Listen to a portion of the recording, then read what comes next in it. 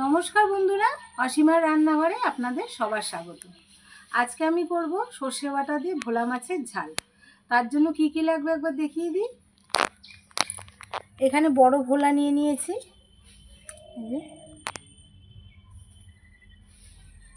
এখানে ভোলা মাছ নিয়ে নিয়েছি। এখানে মশলার জন্য তেল, লবণ, সাদা সর্ষে, আপনারা কালো সর্ষেও নিতে পারেন। এখানে সাদা সর্ষে, কাঁচা লঙ্কা, গুঁড়ো হলুদ, একটা পেঁয়াজ কুচিয়ে নিয়েছি, এখানে ধনেপাতা। তাহলে আপনারা দেখতে থাকুন রান্নাটা আমি কিভাবে করি। নুনটা ধরতে থাক, ততক্ষণ আমি মাছে লবণ আর হলুদ মাখিয়ে নেব।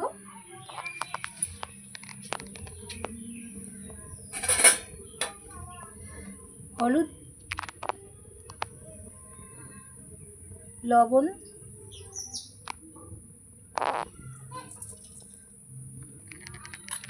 হাত দিয়ে ভালো করে মাখিয়ে নেব।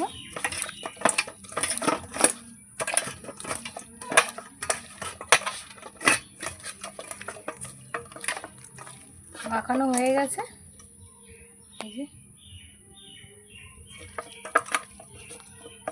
এবার রেখে দেব।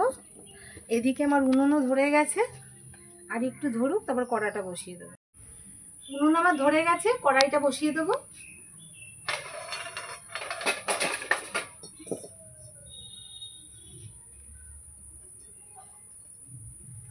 কড়ার মধ্যে আমি তেল দিয়ে দেবো।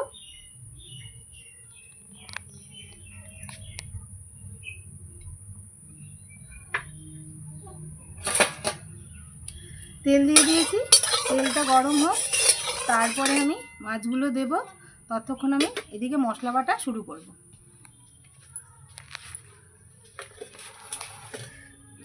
মশলাগুলো বাটবো। প্রথমে আমি সাদা সর্ষে বেটে নেব। এই যে সাদা সর্ষে,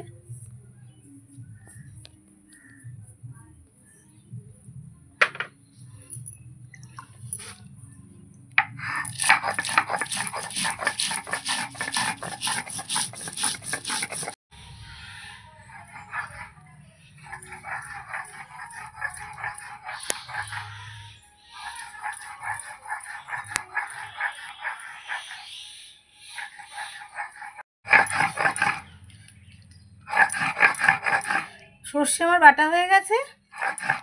এর সঙ্গে আমি কাঁচা লঙ্কাটাও বেটে নেব।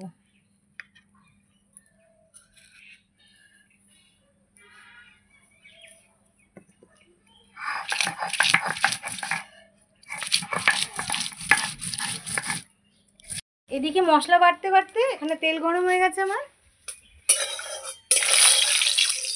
এবার আমি মাছগুলো ভেজে নেব। প্রথমে মাথাগুলো ভাজবো।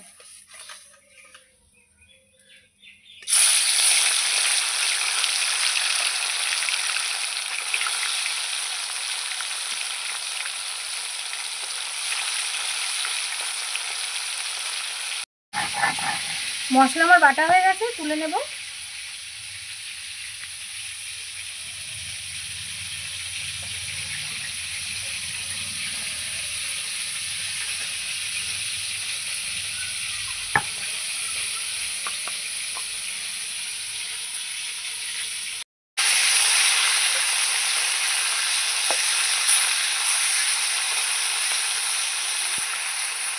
এগুলো আমার ভাজা হয়ে গেছে, এবার তুলে নেব। আমি লাল লাল করে ভেজে নিয়েছি।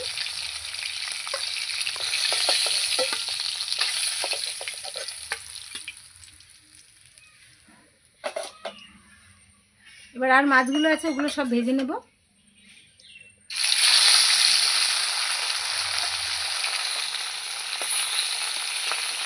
সব মাছগুলো আমার কড়ার মধ্যে ধরে যাবে, সবগুলোই আমি একসাথে ভেজে নেব।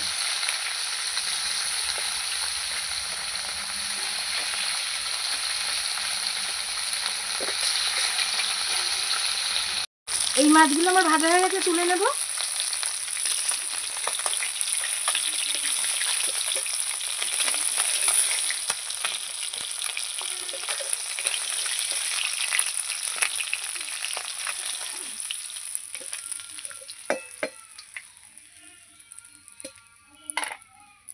এবার কড়াইতে আমি মাছের ঝোলটা রান্না করে নেব। আর একটু তেল দেবো।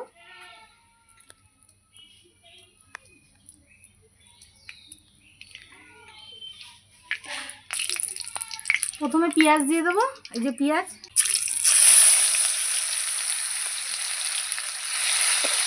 পেঁয়াজ দিয়ে কিছুক্ষণ নাড়াচাড়া করে পেঁয়াজটা ভেজে নেব।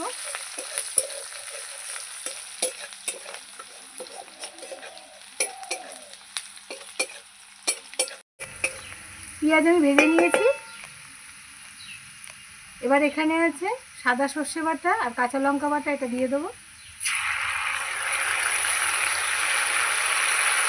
এবার দেবো লবণ, এবার দেবো হলুদ,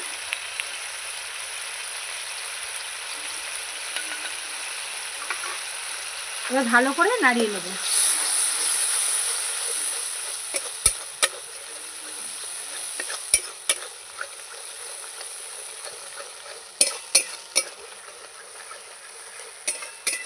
সর্ষে দিয়ে বেশিক্ষণ নাড়াচাড়া করলে কিন্তু সর্ষেটা তিতো হয়ে যায়, এই জন্য অল্পই নেড়েছে না, আমি জল দিয়ে দেবো।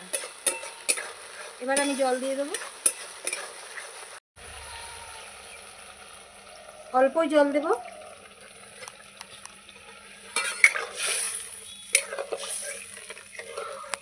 জল দিয়ে একটু নেড়ে চেড়ে এবার আমি ঢাকাটা দিয়ে দেবো ঝোলটা ফোটার জন্য। ঢাকাটা তুলে নেব।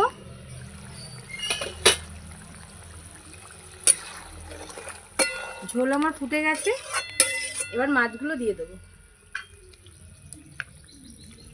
ভাজা মাছগুলো দিয়ে দিচ্ছি।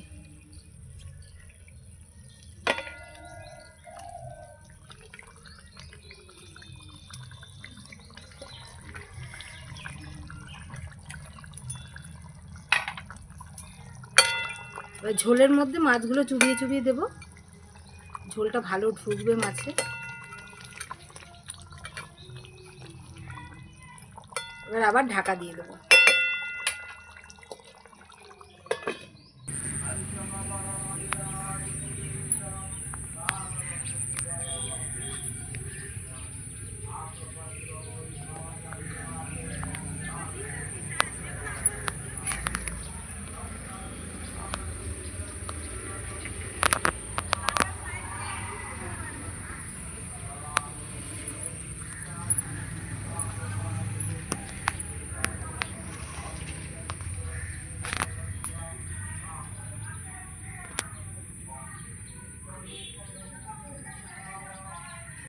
ঢাকাটা তুলে নেব। মাছের ঝোল আমার হয়ে গেছে।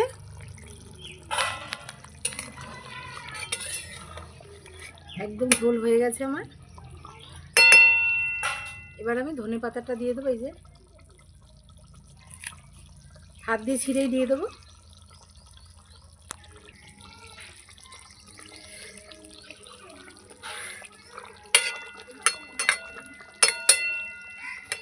আমি আর একটু ঢেকে দেবো, তারপরে নামিয়ে নেব। ঢাকনাটা আবার তুলে নেব।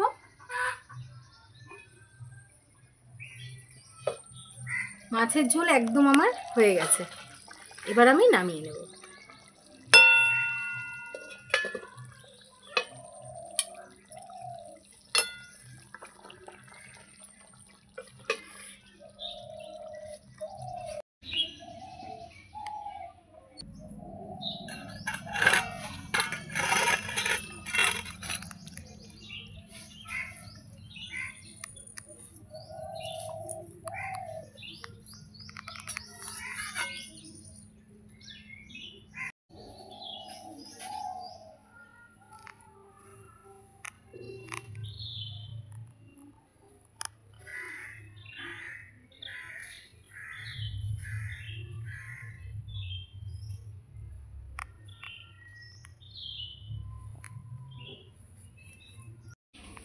এই যে আমার ভোলা মাছের ঝাল একদম রেডি। দেখুন কত সুন্দর হয়েছে দেখতে। সর্ষে বাটা দিয়ে ভোলা মাছের ঝাল খেতে কিন্তু দুর্দান্ত লাগে, আর ধনেপাতা পড়লে তো কোনো কথাই হবে না। এইভাবে ধনেপাতা দিয়ে ভোলা মাছের ঝাল রান্না করে খেয়ে দেখবেন বাড়িতে, অবশ্যই ভালো লাগবে। আর আমার চ্যানেলটাকে যদি ভালো লেগে থাকে লাইক করবেন, সাবস্ক্রাইব করে দেবেন, শেয়ার করে দেবেন। আমার সঙ্গে এতক্ষণ থাকার জন্য অনেক অনেক ধন্যবাদ। নমস্কার, জয় মাতা দি।